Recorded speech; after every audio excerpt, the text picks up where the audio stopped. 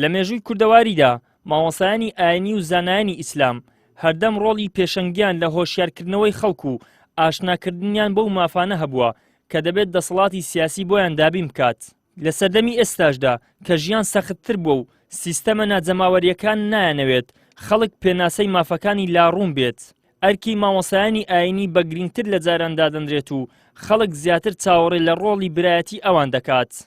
مامۆسایەکی ئاینی دەڵێت ئەرکی سەرشانی مامۆسایانە لەم قۆناغەدا بەگشت هەر نادادگەری و ستەمێکدا بستنەوە و بۆ دەسەڵاتی سیاسی بسەلمێنن کە مافەکانی خەڵک شتێکن سازشیان لەسەر ناکرێت. تا ئێستا ئەوەی ئەمن دەبینە مامۆستای ئاینی لەو بابەتە هیچ دەورێکی نییە و لە پاشکۆی تەواوی ڕۆشنبیران و مامۆستایانی زانکۆوانی ترە و دەبوو لە پێش ئەوانە بێ و ئەو خاڵانش بکە. یەکەم مامۆستای ئاینی مەفروض بوو ڕۆژانە پەیامیان هەبێ بۆ دەسەڵاتدارن بیان ترسێنن بە قیامەت و بە دنیا.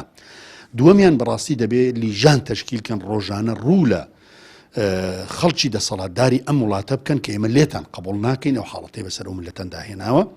و سێم بەڕاستی لە ڕێز و سەفی پێشەوەی خەڵکی هەژار و موچەخۆر و بەشخوراوان بن، نەک لە دوای هەموو خەڵک ئەو جاگەدار بن. چوارەم حەقی خۆیەتی بەڕاستی فتوای گشتی دەربکرێت لەسەر بە حەرامکردنی ئەم موچەبڕینەی کە ئێستا هەیە و بە زوڵمدانانی ئەم حاڵەتەی کە هەیە. و خاڵی پێنجەمیش بەڕاستی مامۆستایانی ئەنی قسە لەسەر ئەو هەموو سەروەتە دزراوەی ئەو وڵاتە بکەن کەوانە خاڵی ڕئیسین پەیوەندیان بە ژیان و گورەزانانی خەڵک وەیە و پێغەمبەرانیش بەو شێوازە دیفاعیان لە خەڵک و لە ملەتی خۆیان کرد. مامۆسایەکی دیکەش دووپاتی دەکاتەوە. لە ڕابردوودا هەرزانا و شێخ و پیاو ئاینیەکان بوون، شۆڕشیان بەرپا کردووە و بوونەتە پێشەوای داکۆکی لە مافەکانی خەڵک. دەشڵێت چۆن مامۆسایان لە مینبەرەوە پێشەوایەتی خەڵک دەکەن، ئاواش دەبێت لە سەرجەم کایە و گۆڕەپانەکان چاوساغ بن. زانایان هەروەکو لە مزگەوتێ پێشەنگ و لە پێشەوەی خەرچینە ئیمامن، بۆیە دەبی لە شوێنەکانی دیکەشت ئیمامی خەرچی بن، نەک پاشکۆی خەرچی بن.